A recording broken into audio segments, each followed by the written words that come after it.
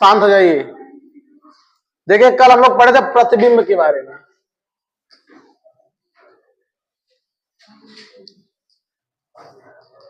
प्रतिबिंब की परिभाषा आपको बताई गई थी, जब किसी वस्तु को दर्पण के सामने रखते हैं तो दर्पण में उस वस्तु की आकृति बन जाती है, तो इस आकृति को ही क्या कहते हैं, प्रतिबिंब कहते हैं। और जो वस्तु होता है, वस्तु को क्या कहते हैं हम लोग हैं, वस्तु जो होता है उसको कहते हैं बिंब, ठीक है ना। वस्तु को क्या कहते हैं, बिंब कहते हैं, और उसमें जो दर्पण में उसकी आकृति बनती है उसे क्या कहते हैं, प्रतिबिंब कहते हैं। ठीक, अब देखिए प्रतिबिंब क्या होता है, दो प्रकार का होता है, ठीक है। एक होता है वास्तविक प्रतिबिंब, बात ना करिए, एक होता है वास्तविक प्रतिबिंब और एक होता है आभासी प्रतिबिंब। तो हेडिंग डालिए आप लोग, पहले पहले लिखिए उसमें प्रतिबिंब दो प्रकार के होते हैं।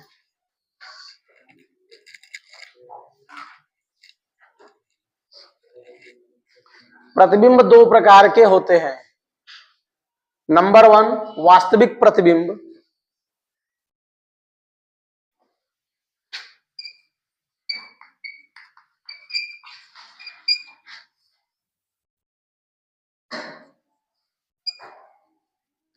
नंबर 1 वास्तविक प्रतिबिंब। नंबर 2 आभासी प्रतिबिंब।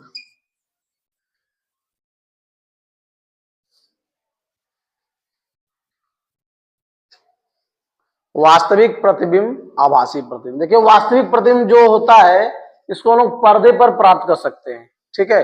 आभासी प्रतिबिंब को आप पर्दे पर प्राप्त नहीं कर सकते।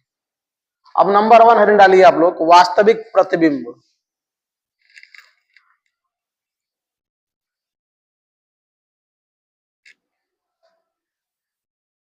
वास्तविक प्रतिबिंब हेडिंग है, लिखिए इसमें, यदि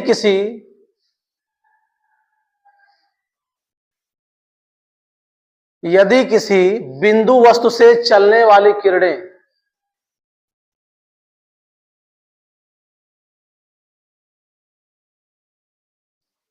यदि किसी बिंदु वस्तु से चलने वाली किरणें परावर्तन के पश्चात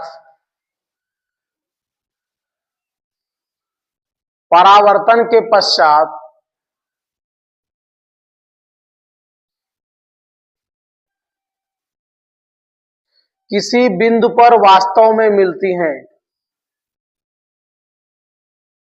किसी बिंदु पर वास्तव में मिलती हैं, तो इस बिंदु को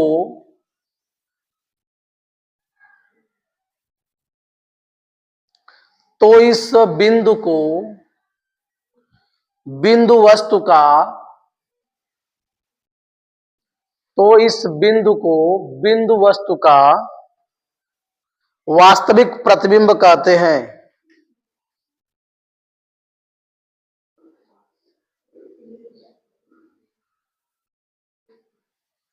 तो इस बिंदु को बिंदु वस्तु का वास्तविक प्रतिबिंब कहते हैं। इस प्रतिबिंब को पर्दे पर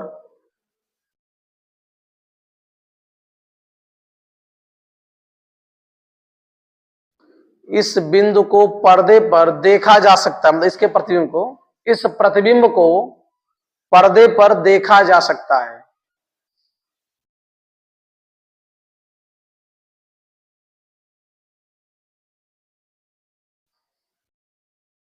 हो गया। तो वास्तविक प्रतिबिंब आपको बताया गया कि किसी वस्तु से चलने वाली किरणें परावर्तन के पश्चात यदि किसी बिंदु पर क्या होती है, वास्तव में मिलती हैं, तो उस बिंदु को बिंदु वस्तु का क्या कहते हैं, वास्तविक प्रतिबिंब कहते हैं। और इस प्रतिबिंब को पर्दे पर लिया जा सकता है या इसको देखा जा सकता है, ठीक ना। दूसरा दिन डालिए आभासी प्रतिबिंब। आभासी प्रतिबिंब क्या हुआ, आभासी प्रतिबिंब। देखिए यदि बिंदु वस्तु से चलने वाली किरणें परावर्तन के पश्चात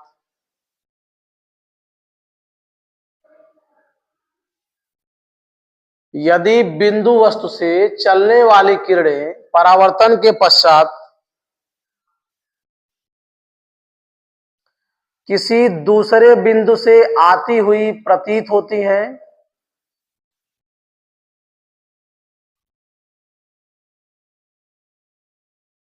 किसी दूसरे बिंदु से आती हुई प्रतीत होती हैं, तो इस बिंदु को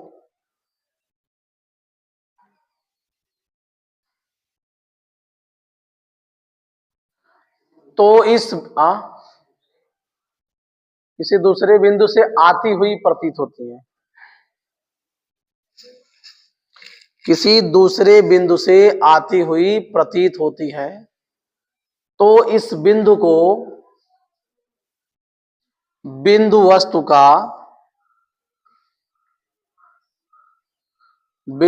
का आभासी प्रतिबिंब कहते हैं।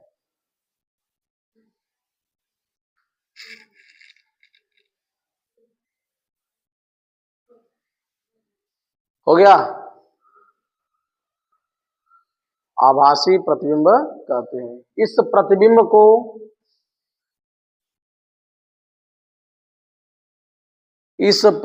को पर्दे पर नहीं लिया जा सकता।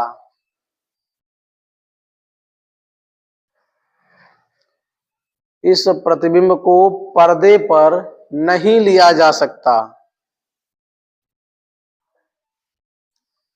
इसका फोटो लिया जा सकता है।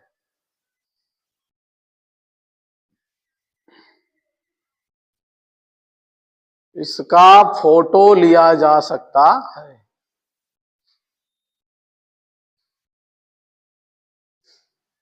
हो गया? तो आभासी प्रतिबिंब बताया गया, यदि किसी बिंदु से चलने वाली किरणें परावर्तन के पश्चात किसी बिंदु से आती हुई प्रतीत होती है। ठीक है, परावर्तन के पश्चात किसी दूसरे बिंदु से आती हुई प्रतीत होती है, तो उस बिंदु को बिंदु वस्तु का क्या कहते हैं? आभासी प्रतिबिंब कहते हैं। और इस प्रतिबिंब को आप पर्दे पर नहीं ले सकते, इसका केवल आप फोटो ले सकते हैं। ठीक है, केवल आप इसका बस फोटो ले सकते हैं। अब आइरन डालिए गोलीय दर्पण।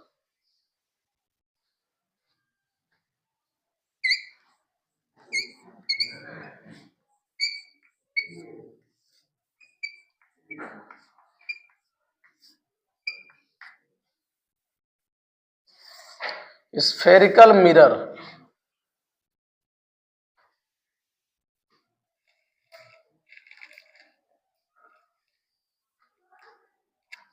ये गोली दर्पण क्या होता है? गोली दर्पण कांच का काटा गया एक या खोखले कांच का काटा गया एक भाग होता है। ठीक है ना, कोई खोखला कांच होता है, उसका क्या होता है? एक काटा गया भाग होता है। जैसे हमने काट दिया तो हमारे पास ये वाला जो भाग मिला है, इसमें क्या कर दे हम लोग? अगर इसके एक भाग पर क्या कर दे? पारे की कलई कर दे और लाल ऑक्साइड का पेंट लगा दे। ठीक है ना, पारे की कलई या फिर लाल ऑक्साइड का पेंट लगा देते, तो दूसरा तल क्या होता है? परावर्तक तल। तो इस तरह से जो भी हमारा दर्पण बनता है किसी गोले से काट करके, उसे हम लोग क्या कहते हैं? गोलीय दर्पण कहते हैं। ठीक है, लिखिएगा गोलीय दर्पण कांच के खोखले गोले का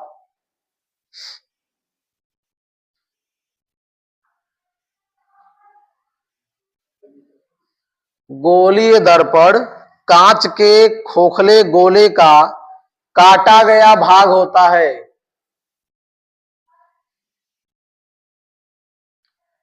गोलीय दर्पण कांच के खोखले गोले का काटा गया भाग होता है। इसके एक तल पर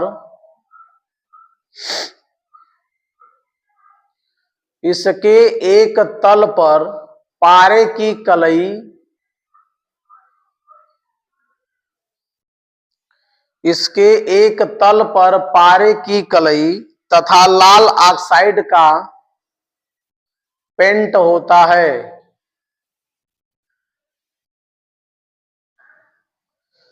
तथा लाल ऑक्साइड का पेंट होता है।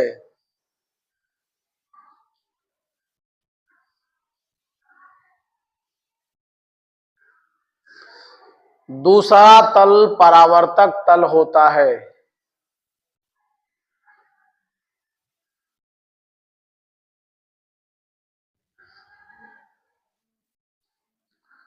दूसरा तल परावर्तक तल होता है। हो गया। यह है गोली दर्पण की परिभाषा। बताया गया गोली दर्पण क्या होता है, कांच के खोखले गोले का काटा गया भाग होता है। इसके एक तल पर क्या करते हैं, मतलब इसमें दो तल होते हैं। ये देख सकते हैं इस समतल को क्या करा, दो भाग में, एक इधर और एक इधर विभाजित कर दे रहा है। तो इसके एक तल पर क्या, जो ऊपर वाला भाग होता है उस पर क्या करते हैं, आप ऊपर वाले भाग पर चाहे नीचे वाले, जैसा आपको बनाना रहेगा, ठीक है, उस पर क्या करते हैं, एक तल पर पारे की कलई और लाल ऑक्साइड का पेंट होता है, दूसरा तल क्या होता है, परावर्तक तल होता है। नीचे से लिखिएगा, गोली दर्पण दो प्रकार के होते हैं। गोलीय दर्पण दो प्रकार के होते हैं।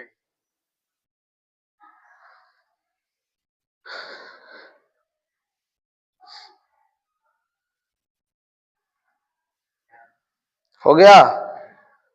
नंबर 1 अवतल दर्पण,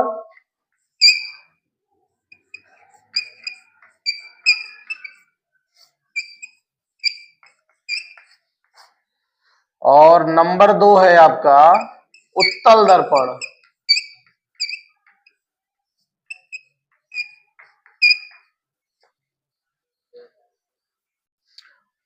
अवतल दर्पण नंबर 2, उत्तल दर्पण। अवतल को बोलते हैं कॉनकेव, उत्तल को बोलते हैं कॉन्वेक्स। ठीक, खैर आप बस हिंदी में ही जानते रहिए। अब नंबर 1 यानी डालिए आप लोग, अवतल दर्पण।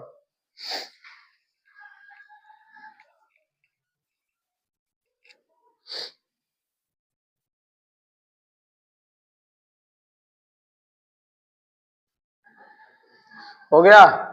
लिखिए, अवतल दर्पण वह दर्पण है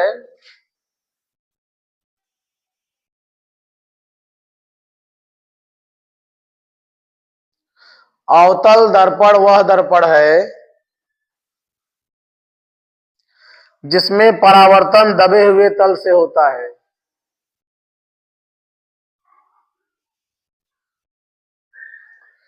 अवतल दर्पण वह दर्पण है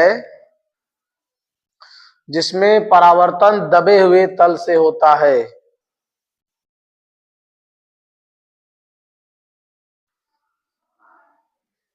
अर्थात गोले का भीतरी तल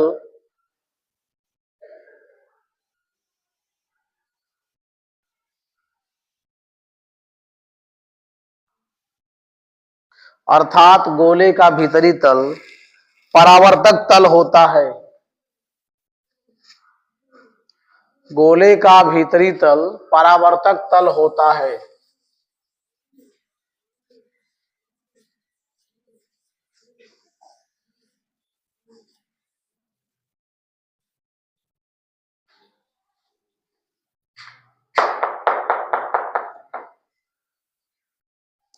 इसका चित्र बना लीजिए एक ठो। इसमें क्या बताया गया आपको, अवतल दर्पण में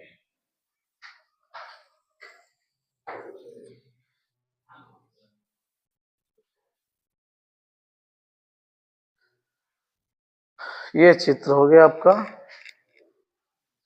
तो आपको बताया गया अवतल दर्पण वह दर्पण है जिसमें परावर्तन क्या होता है, दबे हुए तल से होता है। ठीक है,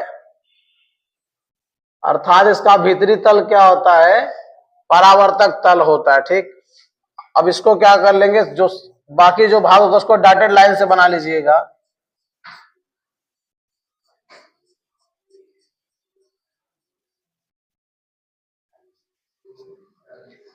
ठीक, आप लोग भी बना के मिटा सकते हैं। अब देखिए, यहां पे इधर क्या कर देते हैं, कलई किया हुआ तल हो गया आपका।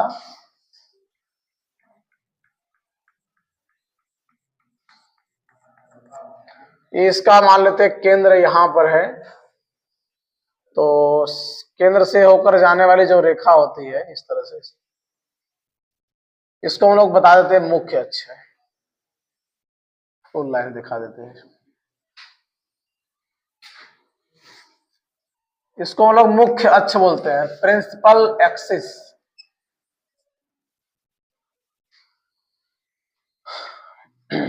ये इसका केंद्र हो गया। ये वाला जो तल होता है इसको लिख देंगे कलई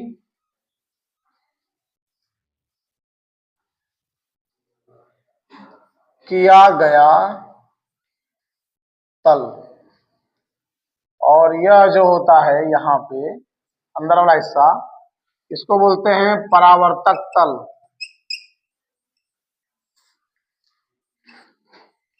कि परावर्तन क्या होता है, दबे हुए तल से होता है। बना लीजिए इसको।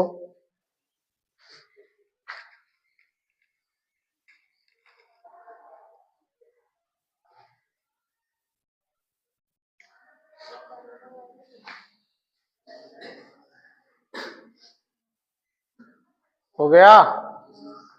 चलिए अब हेडिंग डालिए, उत्तल दर्पण।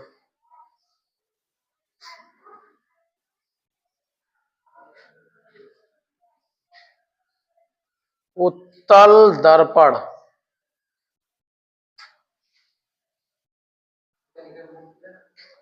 मुख्य अक्ष, ये है मुख्य अक्ष।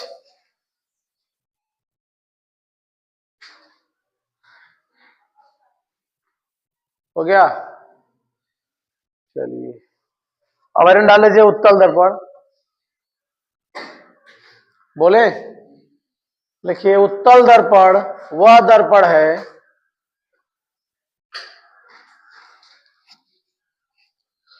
उत्तल दर्पण वह दर्पण है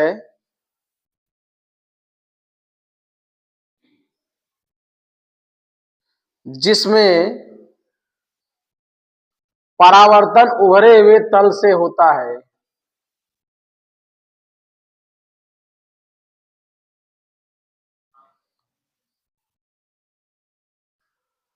उत्तल दर्पण वह दर्पण है जिसमें परावर्तन उभरे हुए तल से होता है, अर्थात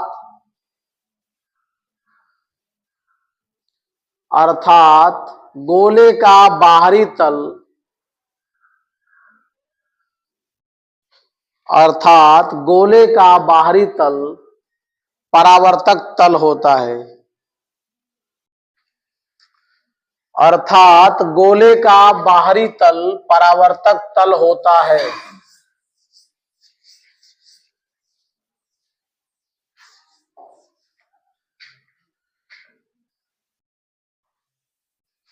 चलिए देखिए, इसमें भी एक चित्र बना लीजिए।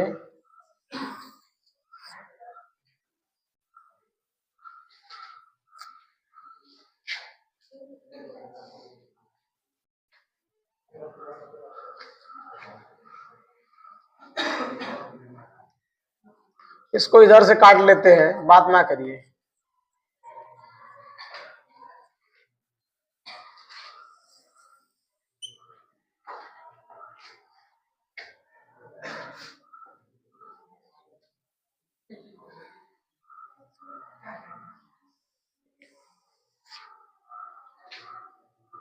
चलिए जैसा भी बना ठीक है, ठाक बना है ना। आप लोग का तो शुतुरमुर्ग का अंडा बनेगा।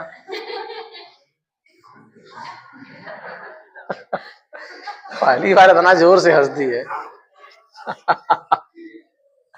क्या खुशी, कहाँ थी इतने दिन तक हंसते हुए, आज दिख रही हंसते हुए इतना तेज।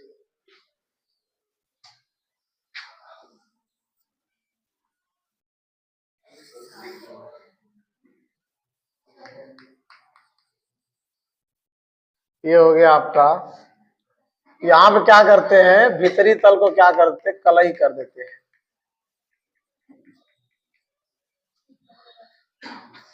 ये हो गया मुख्य अक्ष। बात ना कीजिए आप लोग, इसको डॉटेड लाइंस दिखा दीजिएगा।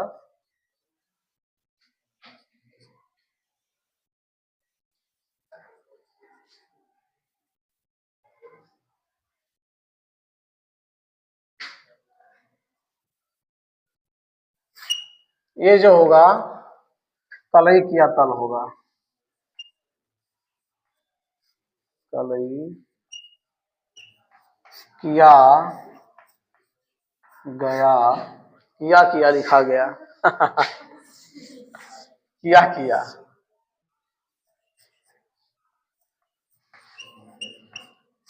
कलई किया गया तल। और ये जो सामने वाला है ये हो जाएगा परावर्तक तल। उभरा हुआ जो तल होगा वह